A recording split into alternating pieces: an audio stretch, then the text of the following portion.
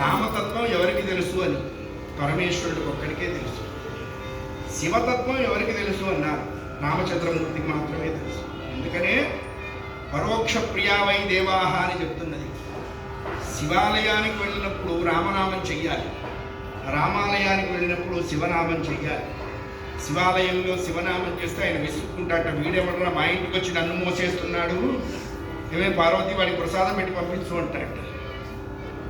రామాలయంలో శివనామం చెయ్యాలి, శివాలయంలో రామనామం చెయ్యాలి. బుధ జనవన బుధులు అని చెప్పారండి. బుధ జనప్రియ అని మనకి లలితా శాస్త్రంలో చెప్తారు. ఎవరు బుధులు అంటే భగవంతుడు తప్ప మిగతాదంతా నశిస్తుంది అన్న తెలివి ఉన్నవాడనే బుధులు అన్నారు.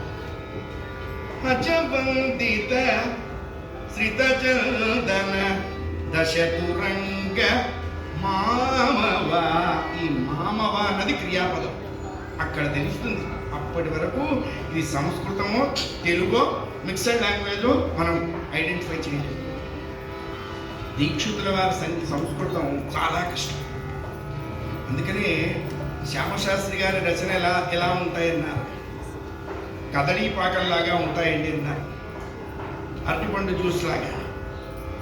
అయ్యగారి రచనలు ఎలా ఉంటాయన్నారు, ద్రాక్ష పాకంలాగా ఉంటాయి, ఇంకా బాగా రుచిగా ఉంటాయి. మరి దీక్షితుల వారి రచనలు ఎలా ఉంటాయి, నారికేళ పాకంలాగా ఉంటాయండి. ముదురు కొబ్బరికాయ, తాటి బెల్లము, ఈ రెండు బాగా ఉడికించాం, లౌజు కట్టాం. సిరామిక్ కట్టుడు కొళ్ళవాళ్ళని తినమంటే తెల్లేదు, దాన్ని ముద్ద చేసుకొని నోట్లో నీళ్ళు పోసుకోండి. దీక్షితుల వారిది నారికేళ పాకం, అందరికీ అర్థంగా. సంస్కృతం మంత్రశాస్త్రం.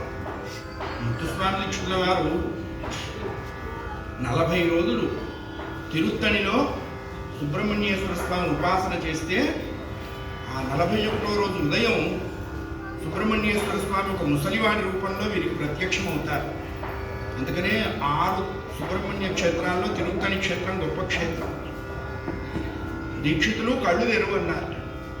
దీక్షితుల వారు ఆశ్చర్యపోయినారు, ఈ ప్రదేశంలో నా పేరు వీరికి ఎలా తెలుసా అని.